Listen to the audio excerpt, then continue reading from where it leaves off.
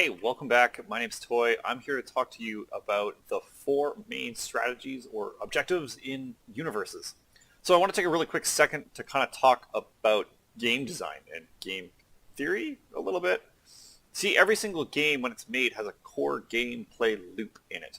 And that gameplay loop is the primary thing that the player is going to be doing as they play the game. And it is out of that core gameplay loop that you can build on and tack everything else and every other aspect of a game onto. It is that game loop that is going to drive your game forward and is going to allow your players to do what they want to do. And it is that loop that where the players are going to find the most fun. And if they don't find the most fun in that core loop, then your game is usually going to be a flop. For video games, we can go and we can look at a few current examples. In a game like Hades, your gameplay loop is travel as far as you can in the underworld, defeating enemies and collecting loot so that you are then better equipped to travel through the underworld and kill more and more difficult enemies or higher volumes of enemies, which then results in you getting better or more resources or loot, which then results in you being even more better equipped to again go through and repeat that cycle over and over. In a game like Deep Rock Galactic, it's actually not too dissimilar from Hades. You are going to be exploring and traveling through mines or caves, defeating opponents that you find along the way, finding resources and loot which will then be invested back in to give you more resources and more tools to be able to explore further or defeat more difficult enemies, which will then result in either more or higher potency loot, which will then result in you being better at doing the exploring and the killing. Those are both roguelike games and the loops are quite similar, but let's look at other games.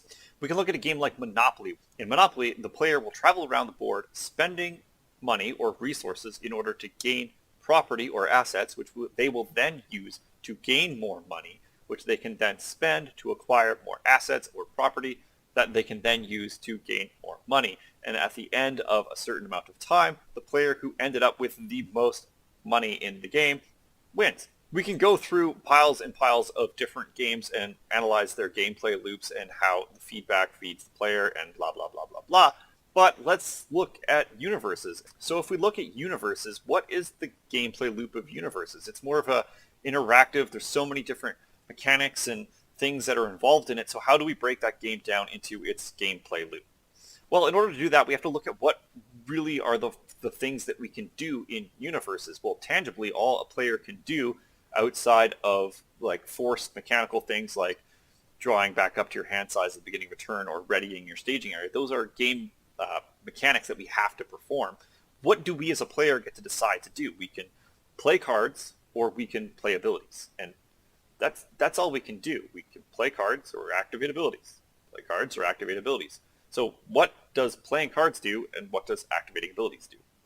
Well, in my understanding, and again, this is my own humble opinion, there are only four things that a player is realistically going to accomplish by playing cards or activating abilities.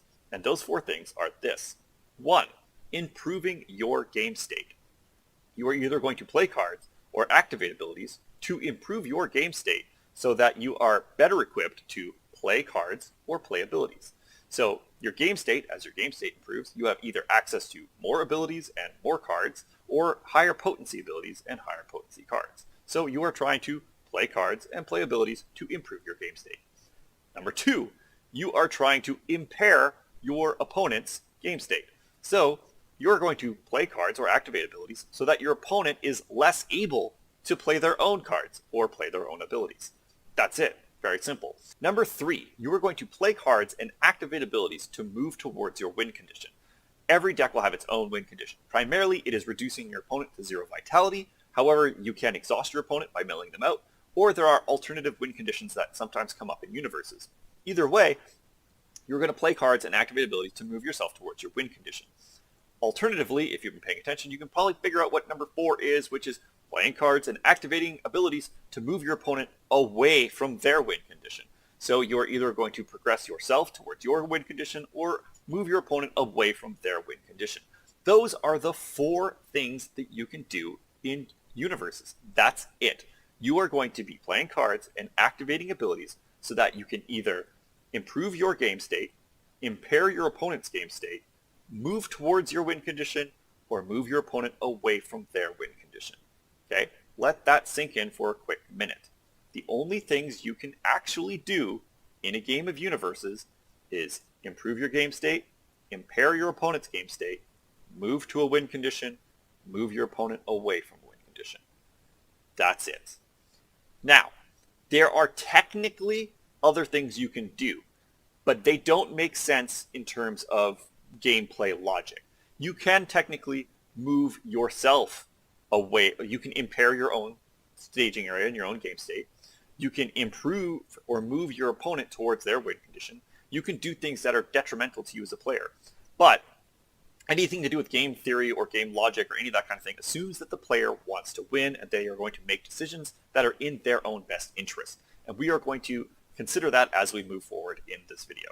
So without getting too crazy into the nuts and bolts of everything, I'm just going to talk really quickly about how this applies to you as a Universus player. So now you know this. Now I know that I can do these 4 actions or these 4 things in a game of Universus. How do I translate that? How do I make that beneficial to me in a tangible way?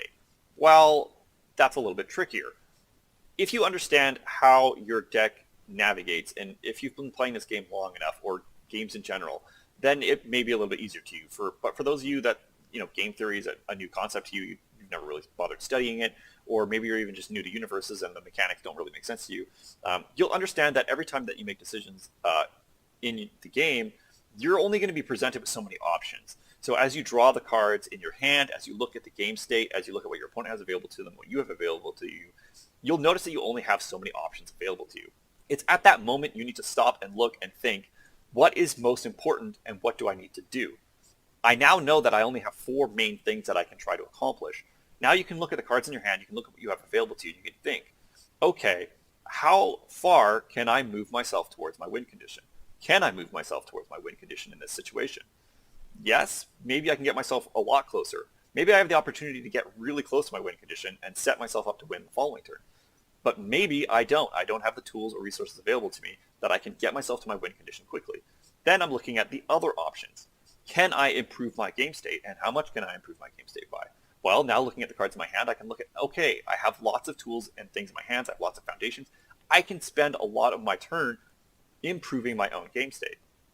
That will set me up to then progress me towards my win condition a lot easier in following turns.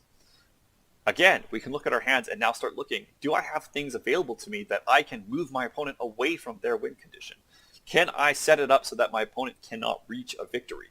Is there something I can do in that regard? Or are there things in my hand that I can do that are going to impair my opponent's game state, that are going to make their staging area less beneficial, or their momentum, or any resources they have available to them? Can I impair my opponent's game state? And how is it beneficial to me? That is the bottom line. How is it beneficial to me? The 2 things on your side are very clear and make sense. How do I move forward towards my win condition? Because that's how you win the game. And how do I improve my game state? Because that is going to give you more tools and more resources of a higher potency to progress towards your win condition. Are you kind of seeing the loop there, right? On the opponent's side of things, they're going to be constantly moving as well. So the only time that it's going to be beneficial to you is if you can impair your opponent's game state for little to no investment on your own side, or if you're impairing your opponent's game state in a larger capacity than you are investing into it, right? So if you have to invest, let's just make up our own unit of measurement, 2 resource points to try and negate 1 resource point of your opponent, it's not beneficial. If you're investing 2 resources to negate 3 resources on your opponent, then it's beneficial, right? And the kind of resources that you're investing obviously are going to change, and you're going to have to evaluate that. Are you discarding 2 momentum to discard 3 momentum from your opponent? Or are you using 2 vitality to remove 3 vitality from your opponent, right? What those resources are, who knows? But is your investment going to be worth the impairment that you're doing to your opponent's game state? That's up to you to evaluate on a case-by-case basis, but you kind of have to watch that. Same thing with game state, or moving towards your win condition or away from your opponent's win condition, is if the equal amount of resources you would invest to pulling your opponent back from their game's win condition, if that same amount of resources could progress you to your win condition in a greater capacity, that's probably where your investment should lie.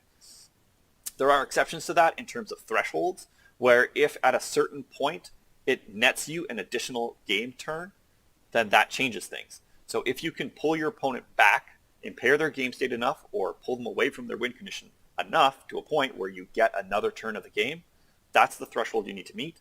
That's going to be, again, case by case. I'm sorry, I can't just give you that answer.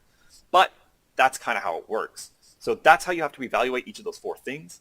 But if all else, you're always going to be looking to either improve your game state or progress towards your win condition. Keep that in mind. So that's Universus as summed up and as fundamental as I can possibly get it and explain it to you. So hopefully that was of some help to you. Some people, it's just going to be like, this was a bunch of words that I don't understand and don't care about. Great, that's fine. But for some of you, this will help you understand and analyze situations within a game and understand what options you have available to you and how they affect the game flow. You may hear a lot of people talking about game flow and have no clue what they're actually talking about. This is what part of what they're talking about. Understanding if you're pushing aggressively towards something, if you're pulling your opponent away from something, how that relationship works, and how the resources that you're investing into things help produce things later on in the game. That's how. There are gameplay loops that are present within every game. And if you understand how to look at them and analyze them as the game is progressing, you are better able to navigate them and make decisions in them. That's it.